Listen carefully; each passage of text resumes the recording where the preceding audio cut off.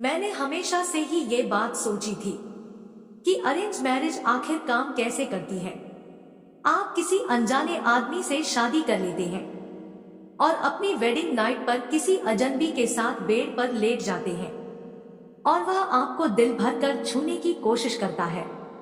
यह जिंदगी का सबसे भयानक पल होता है, या फिर ये केवल मुझे ही लग रहा है? मैं रोती रही, लेकिन बार बार वह करता रहा यह वैसा काम। मैं अपनी फ्रेंड नंदिनी जितनी लकी नहीं हूँ, क्योंकि अभी हाल ही में उसकी शादी हुई है और उसके साथ वह सब कुछ हुआ जिसके बारे में मैंने सिर्फ ख्वाब देखे थे। कॉलेज में मैंने एक लड़के को चाहा था, पर मेरी शादी मेरे कजन भाई से कर दी गई। वह मेरी माँ के भाई का बेटा था।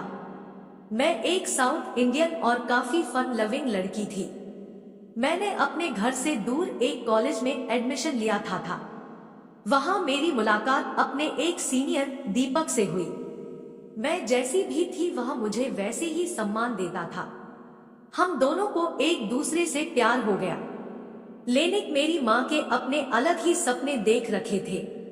मैंने जैसे ही कॉलेज खत्म किया, उन्होंने मुझे शादी के लिए फोर्स करना शुरू कर दिया।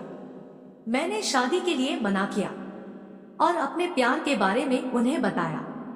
इतना बोलते ही मेरी माँ रोने लगी और बोली कि वह हमारी कास्ट का नहीं है। मैं अपना चेहरा अब अपने भाई को कैसे दिखाऊंगी?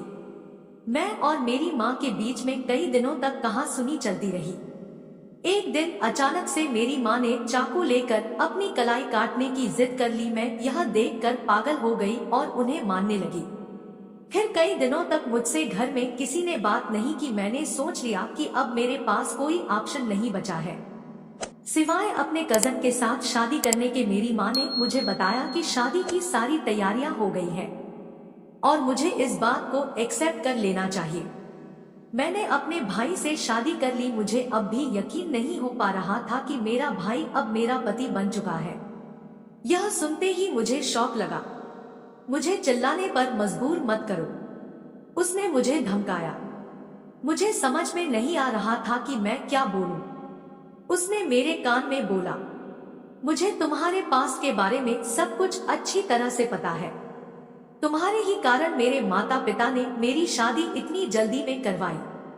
फिर उसने मुझे अपनी पत्नी बनने को बोला। वह रात मेरे लिए सबसे भयानक थी। मुझे आज भी उस रात के बारे में सोचकर घबराहट होने लगती है कि खुद को मेरा पति बताने के लिए मेरे कजन ने किस तरह से उस कमरे में बर्ताव किया।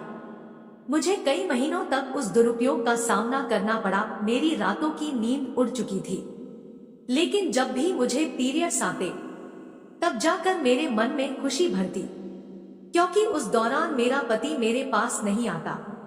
इनके घर वाले मेरे से बुरा बर्ताव करते थे, लेकिन मैं उन्हें कुछ नहीं बोलती, बल्कि उल्टा सब कुछ सुन लेती थी। 5 महीने बाद मुझे मौका मिला, जिसका मैं काफी समय से इंतजार कर रही थी।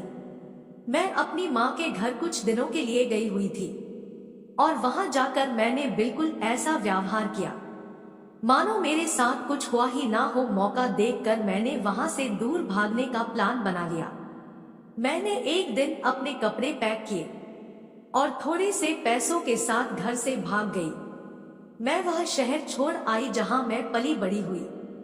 इस अनजान शहर में पहुंचकर मुझे काफी अच्छा महसूस हो रहा था, मानो मैं आजाद हूं। मैंने अपनी माँ को भी बता दिया और वह कुछ नहीं बोल पाई।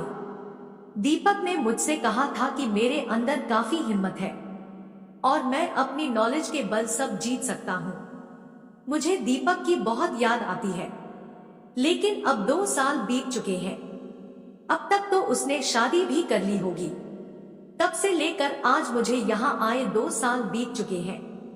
तब से लेकर आज तक मैंने पीछे मुड़कर नहीं देखा। मैं जब भी अपनी सहेली नंदिनी और उसके पति को देखती हूँ, तब मुझे खुद की लाइफ सोचकर बड़ा बुरा सा लगता है। नंदिनी एक खुशहाल महिला है। उसे देखकर लगता नहीं कि अरेंज मैरिज इतनी भी बुरी होती है जितनी कि मेरी थी कभी। दोस्तों, उम्मीद है आप सभी को ये कहानी पसंद आई हो। अगर पसंद आई हो तो वीडियो को लाइक और ऐसे वीडियो देखने के लिए हमारे चैनल को सब्सक्राइब जरूर करें। धन्यवाद।